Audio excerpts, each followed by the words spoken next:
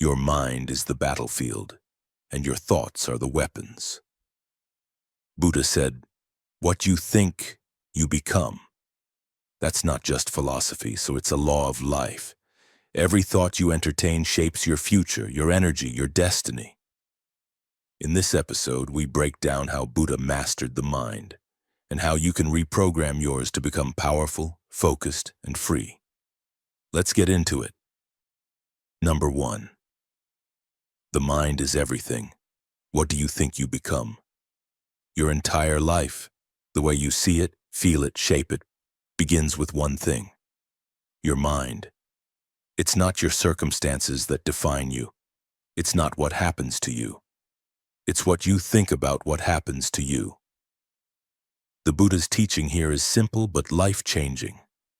Your thoughts don't just describe your world, they create it. Let me share a story that illustrates this truth. A young man once came to the Buddha and said, "I want to be strong, successful, respected. But I feel weak. I doubt myself every day." The Buddha looked at him and replied, "Then that is what you are. Not because you are truly weak, but because your mind keeps telling you so." And that's the deeper truth. We become the stories we tell ourselves, over and over again, until they solidify into belief, identity, and reality. Let's bring this into real life. Think of someone who constantly says, "I'm unlucky. I always mess things up. No one takes me seriously." Soon they start acting from that place. They hesitate, they sabotage, they shrink. Not because they lack potential, but because their mind keeps feeding them limitation. Now think of someone else who says, "I can learn anything. I may not be there yet, but I'm growing. I create my own path." Their world responds differently. Not because it's easier, but because their mind is working for them, not against them. Let me give you 5 practical tips to start mastering your mind and transforming your life. Speak to yourself with intention. Every morning say something empowering aloud. I am calm. I am focused. I am building something great. Your brain listens, and it responds. Observe your thoughts without judgment. You are not your thoughts. You are the one watching them. Start noticing what your mind says throughout the day. Just becoming aware of your patterns is the beginning of real freedom. Feed your mind like your body. What you watch, read, and listen to becomes your mental diet. Choose content that builds your mindset, not drains it. Be mindful of what you consume and even more mindful of what you repeat. Visualize the version of yourself you're becoming.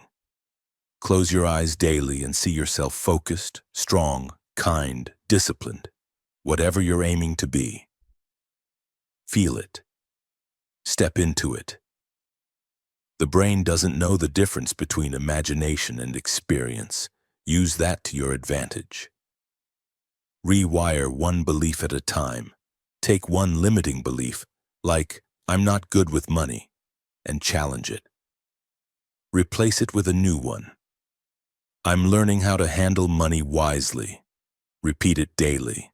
Write it. Live it. Because repetition is how the mind is shaped. And remember, the mind is not your enemy. It's your greatest tool. If you learn to master it, you won't just change your thoughts, you'll change your life. If this is shifting your mindset, don't keep it to yourself. Hit that like button, subscribe, and share this with someone whose thoughts are holding them back. The mind is a powerful force, and when it's guided with wisdom, it becomes unstoppable. Let's keep going. There's more to unlock. Number 2, health is the greatest gift, contentment the greatest wealth, faithfulness the best relationship. We often measure success by numbers, income, possessions, milestones. But the Buddha gently reminds us that the most valuable things in life can't be counted. They're felt: health, contentment, faithfulness. Let me share a story from everyday parenting that brings this wisdom to life. A mother once told me, "I work so hard to give my kids everything I never had. Piano lessons, sports camps, the best schools.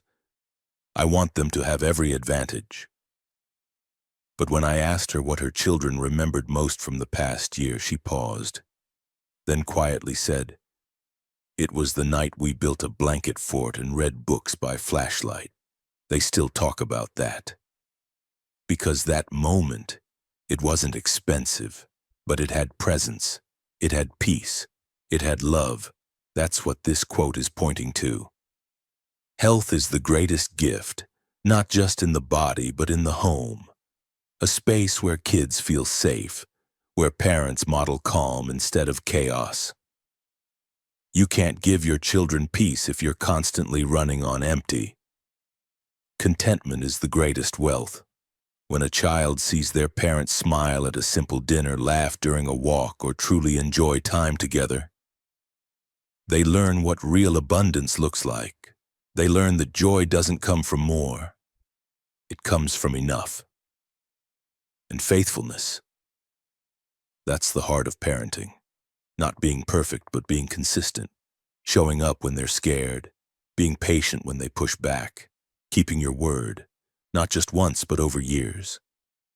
A child might not remember every word you say, but they'll remember that you showed up, that you were steady, that your love didn't flinch, even when they tested it.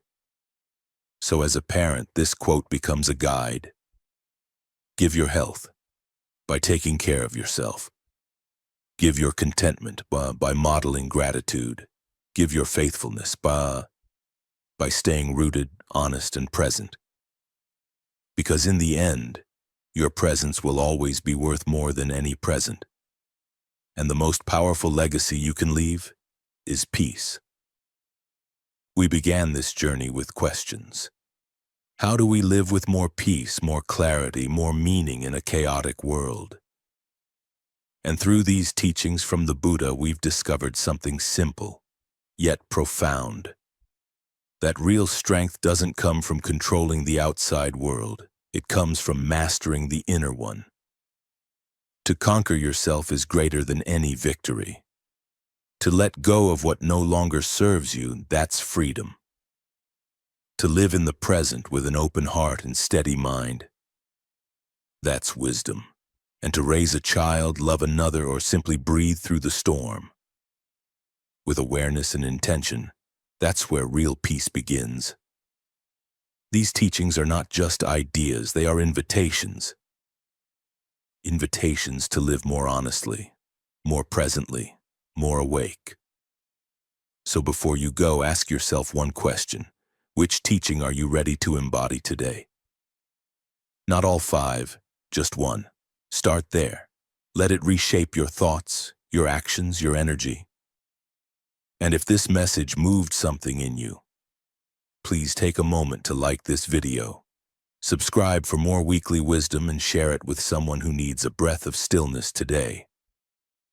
I'd love to hear in the comments which teaching touched you the most and how you plan to live it.